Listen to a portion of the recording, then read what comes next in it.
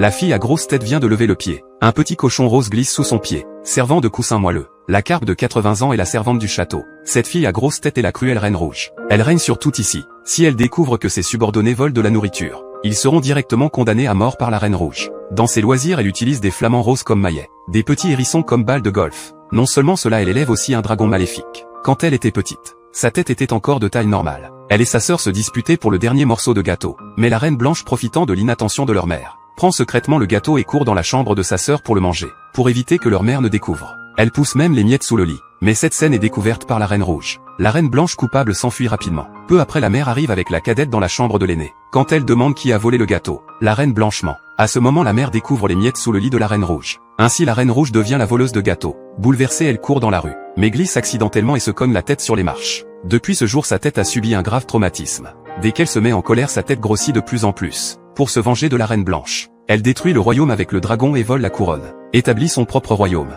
et convient de se battre sur le champ de bataille de l'échiquier 10 ans plus tard. Finalement, la reine blanche envoie la tueuse de dragons prophétisée, qui tue le dragon noir de la reine rouge. La reine rouge sans dragon perd naturellement son pouvoir de règne. Les soldats déposent leurs armes, et la couronne symbole du dirigeant tombe sur la tête de la reine blanche, qui ordonne d'exiler la reine rouge au bout du monde. Mais ce qu'elle n'avait pas prévu, c'est que cette action a presque détruit le monde.